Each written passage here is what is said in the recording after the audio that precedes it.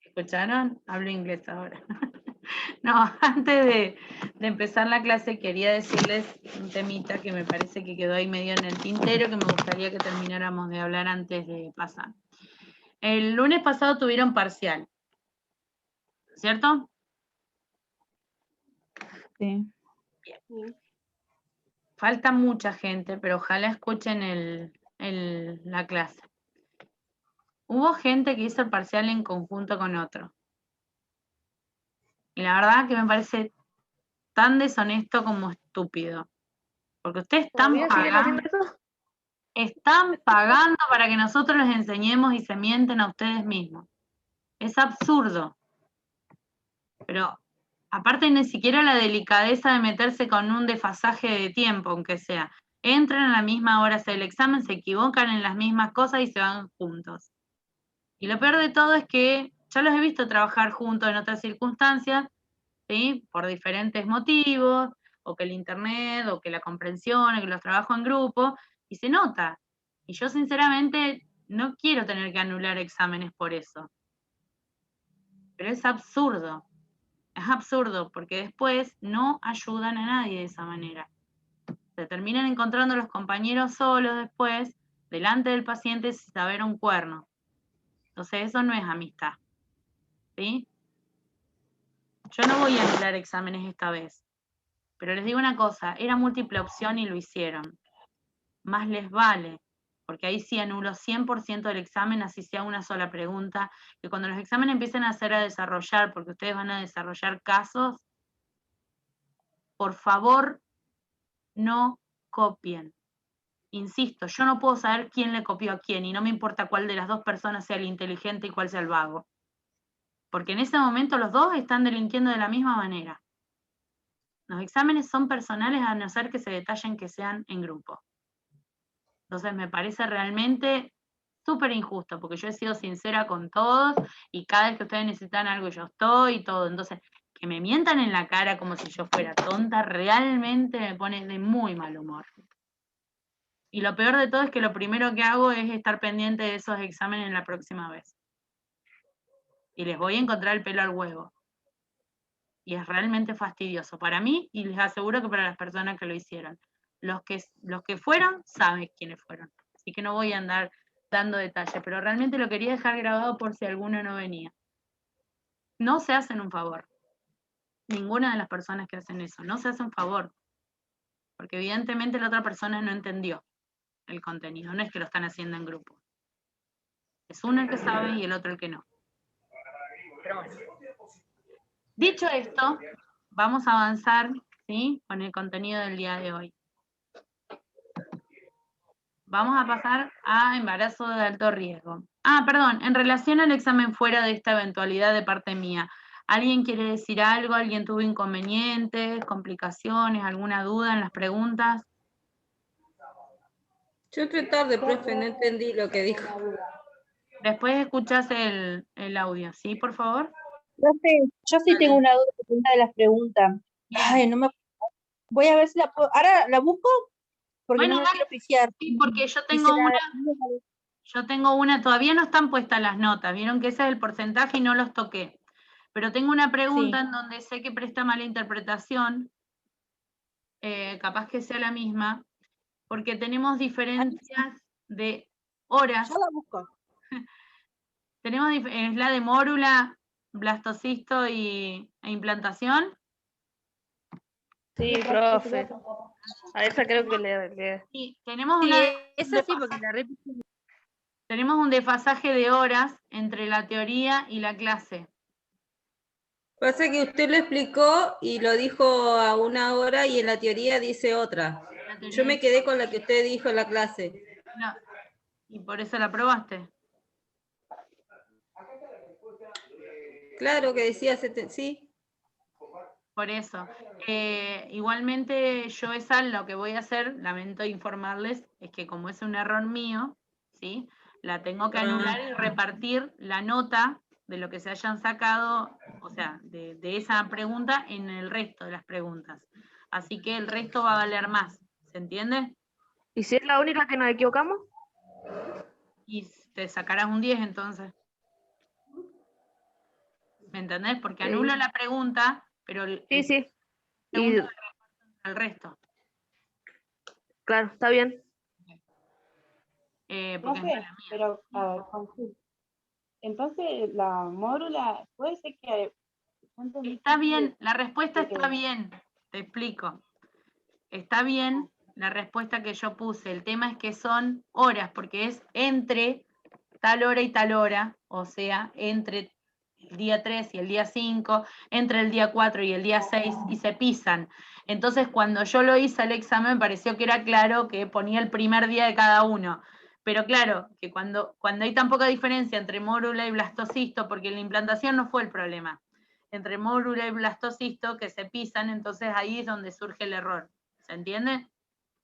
Es porque no es un día, como si fuéramos máquinas. A uno le tarda entre 3 y 5 días, al otro es entre 4 y 6 días, y así se nos fue corriendo, ¿sí? Por eso se generó el error.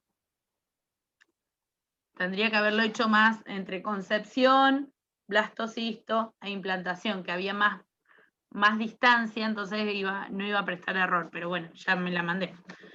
Claro que cuando uno genera la pregunta no está buscando que se equivoque, ¿no? En mi cabeza era re clara, por eso la dejé. Así que Pero bueno. entonces, profe, ¿cuál es lo que está en el apunte? ¿Es lo que está bien? Los dos, fíjate que la implantación, perdón, fíjate que la mórula, que es la primera que preguntaba, el apunte, ¿cuántos días te dice? No sé, porque esa le erré porque no la sabía.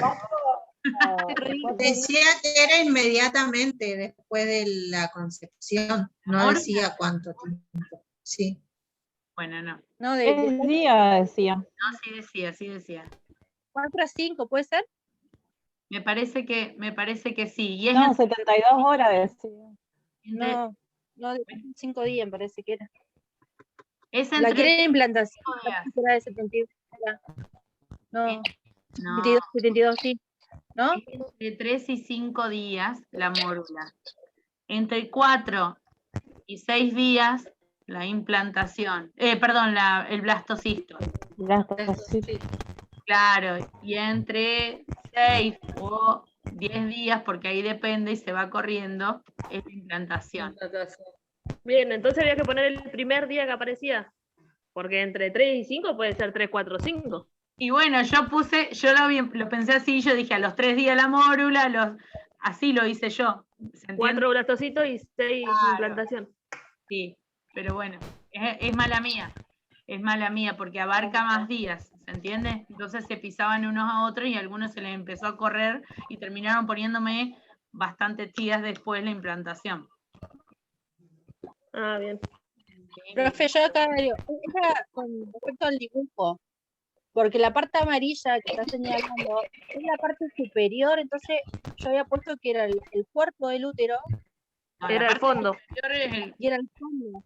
Claro, marcaba la parte de abajo, entonces no el fondo. Me mató el dibujito ese. Pero estaba clara que la parte amarilla estaba señalando el fondo. Va. Sí. No, parecía que estaba señalando. A mí me tocó esa y yo puse fondo. Sí, yo la verdad que me habían dicho de eso y volví a mirar el dibujo y me fijé la cantidad de chicos que se equivocaron en eso. No, yo puso fondo.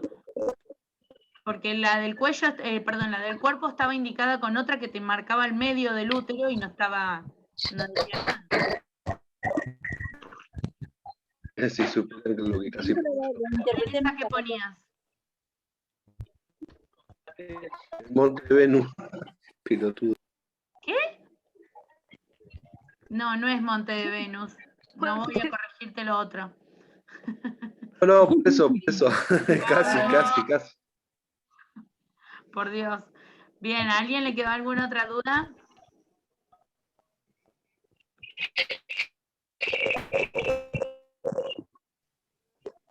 Escucho muy mal ahí. No sé si alguien está hablando. Ay, después la que me fue mal fue la primera, que era el tema de la orina, cuando uno está embarazada, los cambia. Yo le había puesto verdadero, porque lo interpreté como que cuando uno está embarazada, como va mucho tiempo, rato a hacer pis, lo interpreté por ese lado. Y era falsa. Claro, yo también en esa tenía duda. Porque, digo, no disminuye, sino que aumenta Por eso. el volumen. Entonces era falsa. Aumenta. No, aparte dice que aumenta el volumen de filtrado glomerular. O sea, ese es el tema. Sí. Aumenta el volumen sanguíneo y aumenta el volumen de filtrado. Por eso era falsa. ¿Se entiende?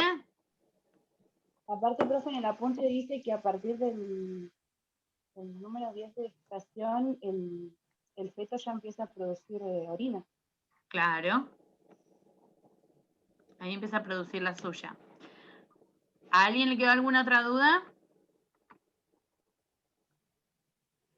¿No? ¿Pasamos nomás? Bien, en relación a justamente embarazo de riesgo. A partir de acá, acuérdense que el próximo examen sí va a ser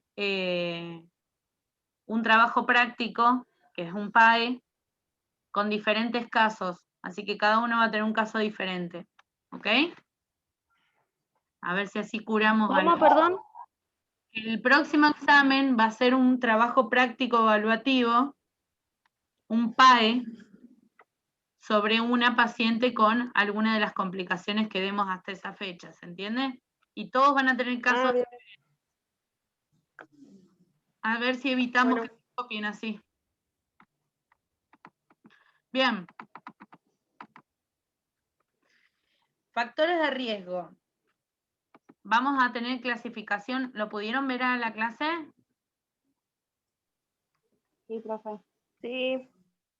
Vamos a tener distintos tipos de comprobaciones de la presencia o no de un factor de riesgo.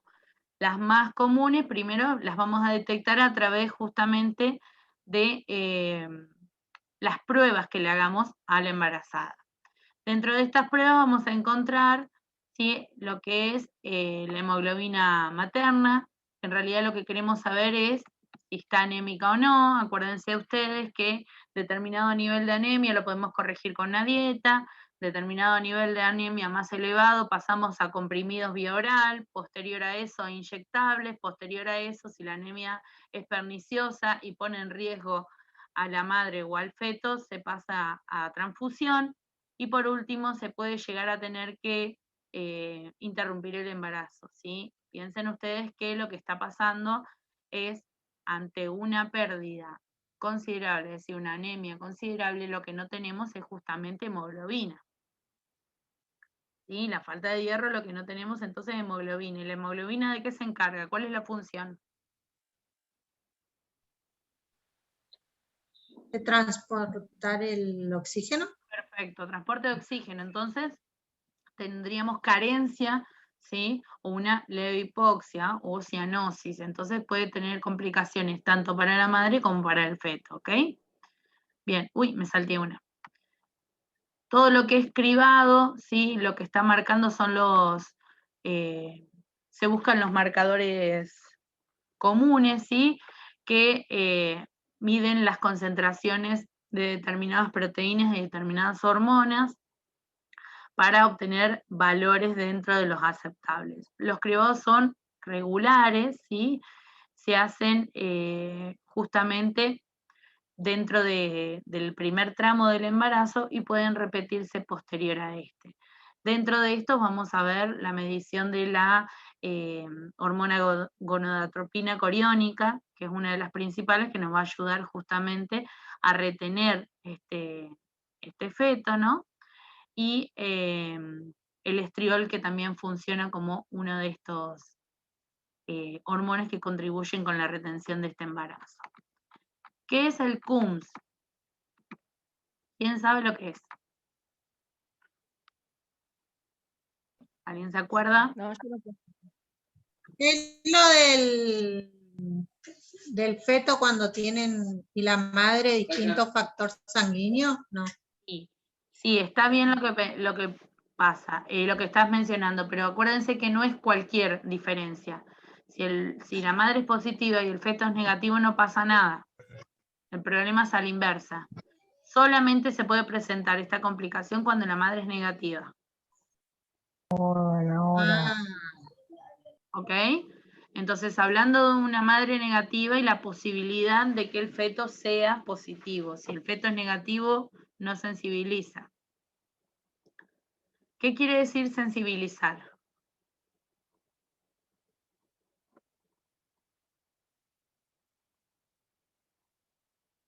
¿Nadie sabe? Sensible. ¿Ya como que le afecta al feto? En realidad no, la madre es la que está sensible, según Daniela, está sensible con la presencia de algo que tiene el feto. Ustedes acuérdense que cuando dimos en primer año en biología, en anatomía, dimos sangre y dimos compatibilidad sanguínea. ¿Se acuerdan ustedes que la mayor incompatibilidad tenía que ver con la presencia de ese RH positivo, que el negativo no lo tiene? ¿Qué es lo que pasa cuando aparece en el RH negativo la presencia de esta sangre? La persona se sensibiliza. Corre riesgo de vida la madre. Por supuesto, en realidad, ahí vamos a ver. Si me hacen una transfusión, por supuesto, corre riesgo la vida la madre. Pero acá estamos hablando de el potencial segundo bebé. Suponiendo que yo soy ARH negativo, que es mi tipo sanguíneo y mi factor. El primer bebé, ¿sí? Del que yo parí, ¿sí? Si es positivo y en el momento del parto hubo transmisión sanguínea involuntaria, obviamente, es decir, si parte de la sangre de ese bebé puede haberse presentado en mi sangre, ¿qué es lo que hace el cuerpo? Aprende a combatir para... ¿Por qué? Porque el RH positivo tiene una proteína extra que el negativo no lo tiene. ¿Se acuerdan?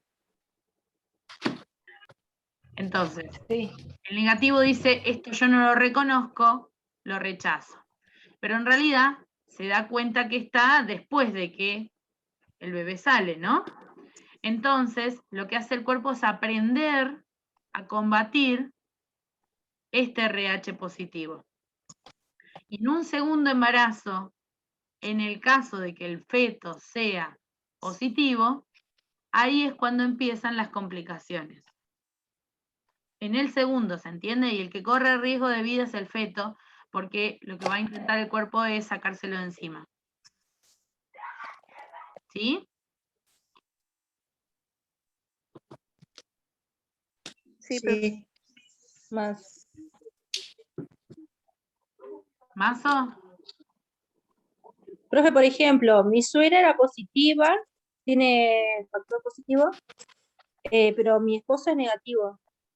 ¿Y? ¿Y no tiene nada que ver eso? No. Porque entonces no lo entendí. Que la madre tenía que ¿qué? Claro, es cuando es la negativa, la madre. Negativo. El problema es si la mamá es negativa, porque la mamá es la portadora del feto. Ok. La que se sensibiliza ante la presencia de este RH positivo es la mamá. ¿Entienden? Sí, profe, ahora sí. Ok, bien, ahí está. Entonces siempre estamos hablando de una mamá negativa y un bebé positivo. Si el bebé es negativo no pasa nada, si la mamá es positiva no pasa nada. ¿Sí? Bien. Pasamos a prueba de tolerancia de glucosa. Cosas asquerosas si las hay. Por Dios, ¿a quién se le ocurrió semejante asquerosidad? ¿Quiénes han hecho alguna vez la prueba de tolerancia de glucosa? Es horrible. No, Que somos madres. Ah, No necesariamente. no, por ahí te la tuvieron que hacer igual para hacer una prueba de diabetes también, en general. Sí, es horrible. Sí, horribles. Digo yo, ¿por qué no te darán una Coca-Cola si al fin y al cabo debe tener la misma cantidad de azúcar? Pero esto es intomable. El hecho de no vomitar es todo un desafío. Es básicamente una cantidad excesiva, ¿sí?, de glucosa distribuida en 1 litro o diluida en 1 litro a tomar en determinada cantidad de tiempo sin realización de ejercicio, ninguna actividad física que pueda bajar el nivel de glucemia y por supuesto sin consumo abundante de agua, por lo cual encima que fue asqueroso te queda el sabor como una hora si no vomitaste. Y se hace muestra de sangre antes de comenzar, al momento de comenzar la muestra después de haber tomado, a la hora de haber tomado y a veces a las 2 horas, depende de lo que vaya dando la muestra, ¿sí? La idea A mí me hicieron llevar un limoncito y echarle unas gotitas al agua. No, la verdad nunca me lo hicieron hacer así, pero la verdad que no me imagino la diferencia con Pero la igual horrible. horrible con gusto a limón. Odiaría el limón después de eso. Bueno, básicamente es eso, es saber si funciona bien la glucemia lo suficientemente bien como para cualquier complicación de embarazo y no estamos ante presencia de una diabetes gestacional, ¿no es cierto? Bien, cultivo vaginal, muy común, el estreptococo, sí, muy común en el embarazo, muy común en muchas mujeres en el embarazo.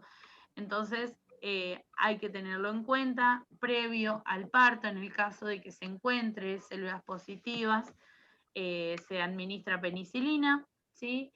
Esa penicilina se va a dar como tratamiento previo al parto y durante las horas restantes, pero es cada 4 horas, previos al nacimiento para evitar justamente una carga bacteriana alta en el momento que pase por el canal de parto.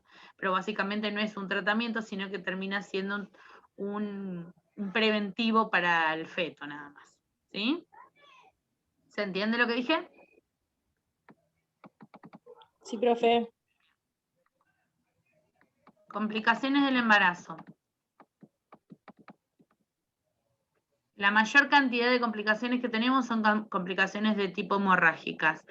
La primera parte que estamos viendo acá, por ejemplo, tenemos menstruación. Lo que nos está diciendo es que permanece, ¿sí?, el ciclo menstrual de la mujer a pesar de estar embarazada. ¿Se acuerdan cuando veíamos signos y síntomas del embarazo, que veíamos que algunos tenían que ver directa, o sea, unos eran signos positivos, otros signos probables, signos posibles? ¿Se acuerdan?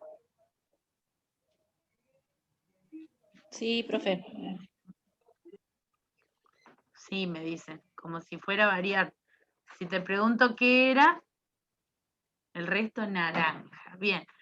Bueno, ¿puede ser que la paciente continúe con menstruación? Sí, puede ser. ¿Es algo común? Sí. Hay que controlar la cantidad de hemorragia que tiene para evitar justamente el desprendimiento o posible desprendimiento del embrión. ¿Sí? Se la llama menstruación cuando continúa el ciclo y no es cuando empieza con un sangrado posterior sin haber permanecido con el ciclo. Es decir, si empieza con un sangrado de la nada en el 4º o 5º mes de embarazo, eso no se considera menstruación, ¿sí?, sino hemorragia o pérdidas.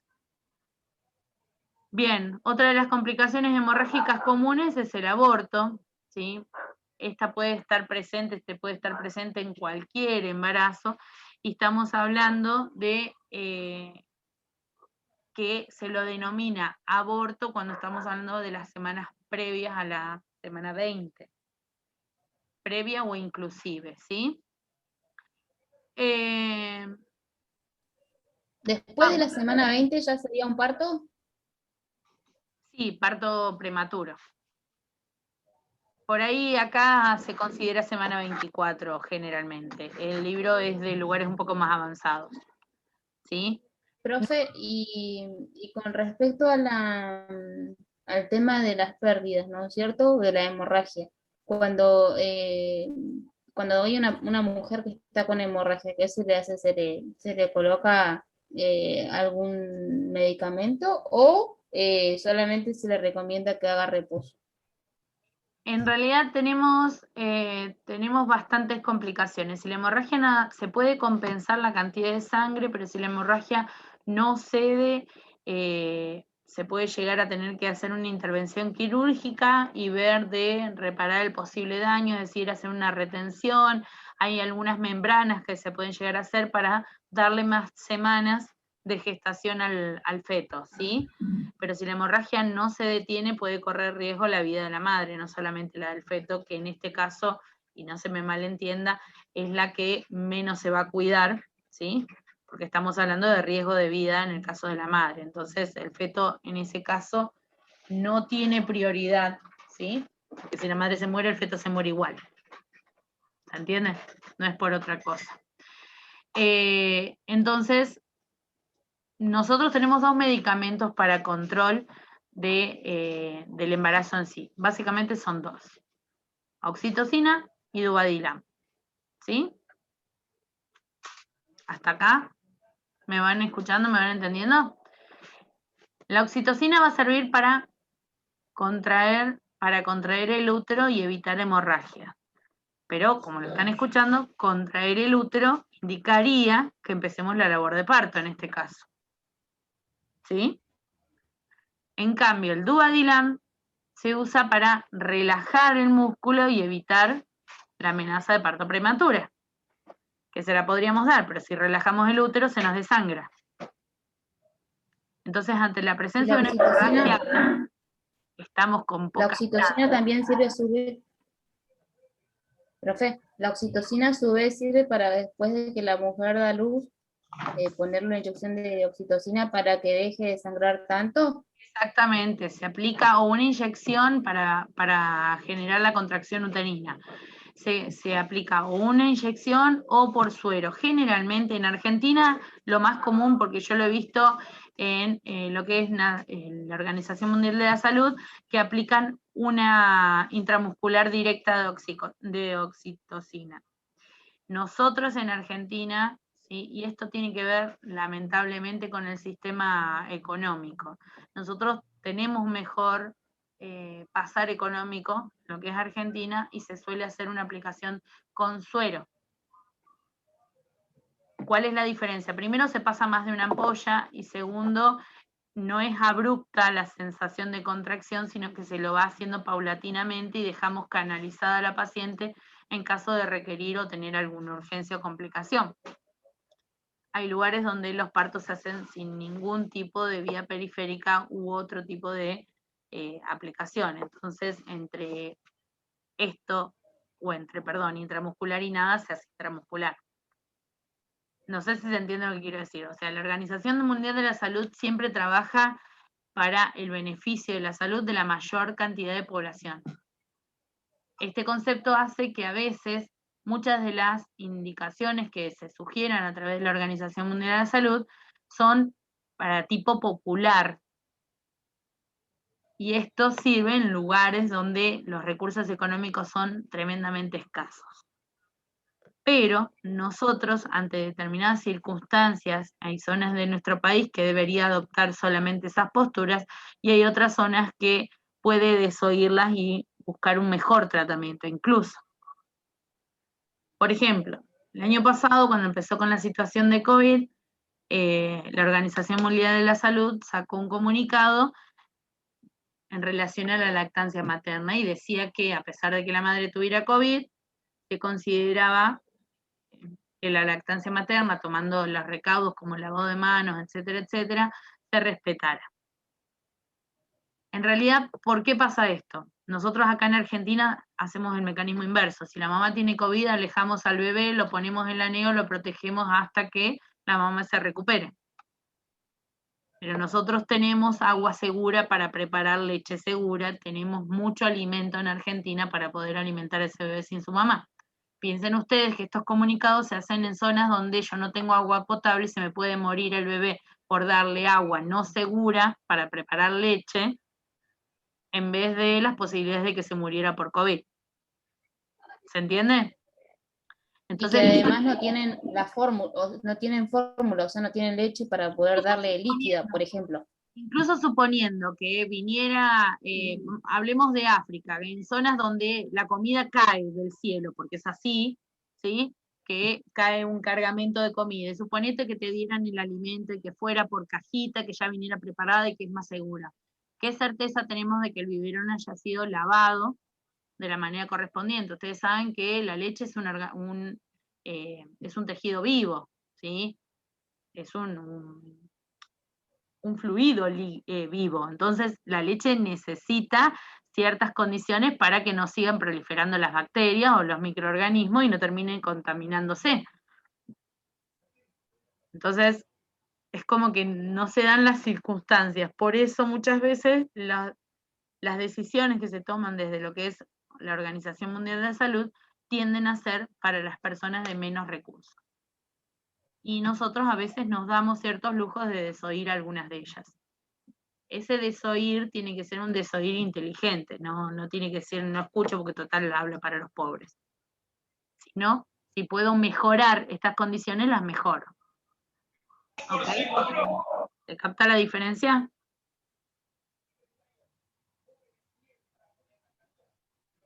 Sí, no, tal vez. Sí, profe, sí. Buenísimo. Bueno, tienen ahí varias clasificaciones de lo que es aborto. Esta diapo es larga, así que la vamos a trabajar en 2 clases. Pero tienen ahí una diferenciación de cuáles son los tipos de aborto que se nos pueden presentar comúnmente, ¿sí? Vamos a ver que tenemos aquellos que son recurrentes, que es cuando el aborto se sucede por cualquiera de los motivos que están expuestos ahí, pero 3 veces a la misma persona. Entonces estamos hablando de una persona que tiene abortos a repetición o abortos recurrentes. Le vamos a decir que es un aborto incompleto, ¿sí? Cuando no ha desprendido o ha quedado retenido algunas de las partes de la placenta, por ejemplo. Y aborto retenido es cuando se retiene el feto. Por supuesto que si estamos hablando de aborto es un feto sin vida. ¿Se entiende? Sí. Bien. Igual hay algunos casos en el que el feto aún sigue con vida, como sucedió que pusieron las noticias que tenía como una enfermedad el bebé. Ni me acuerdo dónde lo leí ahora, de dónde era, pero tenía una enfermedad El el tema bebé y es le que no hicieron es un aborto. aborto a la madre. No es aborto, está mal diagnosticado. Puede ser, si nació, es un parto prematuro. Por más que sea inviable después el feto por la cantidad de semanas de gestación, ¿sí? No es un aborto. Profe, le hago una Bien. consulta, algo que no estaba viendo, capaz que lo nombró y no lo escuché. El tener coágulos, por ejemplo, en un embarazo de 20 semanas, riesgo de aborto, le diagnostiquen así. Exactamente, es Está bien. patología de coagulación diseminada, sí. Son varios coágulos, por ejemplo. diapo- ¿Eso es muy riesgoso? Es muy riesgoso. En realidad, ahora es mucho más tratable de lo que era antes. Antes, la verdad, la mujer terminaba teniendo pérdidas y terminaba teniendo asistencia para la fertilidad y no pasaba por ese lado, pasaba por un simple tratamiento con anticoagulantes. Así de sencillo. El hecho es, por supuesto, que lleva bastantes controles, que los anticoagulantes hay que suspenderlo las últimas semanas previas y a veces se adelanta en esas semanas el parto, en otras ocasiones puede aguantar a llegar a término, pero se suspenden las últimas semanas porque si no, esto acuérdense que es por impregnación, es un medicamento que queda en circulación y que si uno fuera a cirugía, cualquier tipo de cirugía con anticoagulantes, Hemorragia en el quirófano. hemorragia. En este caso sabemos que va a sangrar, por lo cual va a tener una hemorragia bastante importante. Así que la complicación es esa. Pero actualmente se trata con muchísima más efectividad que antes. ¿Sí? Entonces los coágulos serían un riesgo en el embarazo también. Sí, la presencia de coágulos, pero esa enfermedad particularmente se llama patología de coagulación diseminada, es porque aparecen en diferentes lados en la sangre, ¿sí? Y traen complicaciones a la hora del embarazo. No es una complicación que se da en el embarazo. Complicación materna. Profe, y otra consulta que pasa que como lo vi en las prácticas, ¿vio? Y bueno, en una conocida. En las prácticas también sucedió el caso que ingresó una gestante y se le rompió el saco. Bien. ¿Qué es rotura de saco? No me acuerdo la terminología. Era ya el segundo embarazo, ya el primero lo había perdido por lo mismo, de un embarazo de 4 meses, y ahora tenía 20 semanas, o sea, 5, creo que eran 5 meses ya de embarazo, y en la silla de ruedas terminó de romper el saco. mientras la estaban ingresando al cuarto de obstetricia.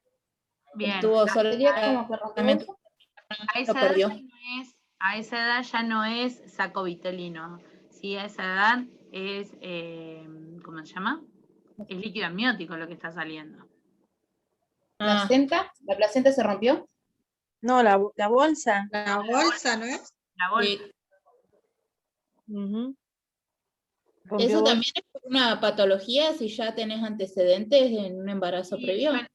Sí, probablemente le vuelva a ocurrir hasta que se termine de determinar qué es lo que causa la rotura de bolsa. Sí, Ok. sí. Siempre es más probable que vuelva a tener un segundo aborto una persona que ya tuvo uno que un primer aborto una persona X. ¿Se entiende la diferencia? Pero, profe, Sí. ¿cómo es eso? ¿Las embarazadas tienen que romper bolsa o no tienen que romper bolsa? Sí, Llega la un tienen momento que en que romper, sí, pero que a tienen que tiempo. romper. La tienen que romper, pero a tiempo. Si uno rompe bolsa antes de la fecha de parto, puede llegar a tener complicaciones en relación a la nutrición de ese bebé, ¿sí? A la hidratación del mismo e incluso infecciones. ¿Por qué? Porque la vagina queda como un canal abierto hacia donde está el feto dentro. Profe, lo que yo no entendí Claro. de esta paciente es que la tuvieron una semana internada. Es rotura y parcial, entonces. No entendí, no, porque ¿cómo se dice la obstetricia? La obstetra, le tuvo que dar la noticia de que no era viable. Y no entendí por qué la tuvieron una semana internada hasta que expulsó el bebé. O sea, fue una semana re angustiante. Yo estuve en ese piso toda esa semana y verla cómo caía en depresión esa chica, para mí, a mí me costó. El hecho es este, en realidad yo ahí también tengo un concepto un poco más humanitario. Miren que yo soy re cruenta, pero hay cosas con las que tengo un concepto más humanitario. Para mí, en realidad, por ley se procura el parto cuando hay feto muerto. Se procura el parto igual. para evitar- Para mí, la verdad, que la complicación de una cesárea nunca es tan grande como el trauma de parir a un feto muerto. Si ya sabes que está muerto. Esperar a Claro, el trabajo de parto. horrible. Y tener un montón de mamás con sus bebés recién nacidos en las otras habitaciones, todo, pobre Es chica. horroroso. No sé. Igualmente siempre se recomienda sacarla del piso. Eso, sí. Claro, y habitación Sí, lo podrían privada. haber mandado a clínica Sola. médica o algo, ¿no? La tuvieron en el piso de maternidad, está bien sola en la habitación, porque los mismos que estaban en el sector decían, no, bueno, no la vamos a juntar con otra, pero igual, o sea, se escuchan los bebés, se escuchan las mamás que hablan, las enfermeras, o sea, yo. Es bastante Y traumático. Yo más de una semana y 2 días, ponele. Yo sinceramente me tocó estudiar y me pasó una situación parecida, con la diferencia que todavía en esa época se castigaba mucho a las mujeres. Entonces, como ella tenía un aborto parcial porque había sido provocado, producto de un embarazo no deseado, estoy hablando cuando yo estudiaba, encima yo le dijeron, pero está gritando, está con dolor, dijeron que se joda, porque justamente había intentado abortar.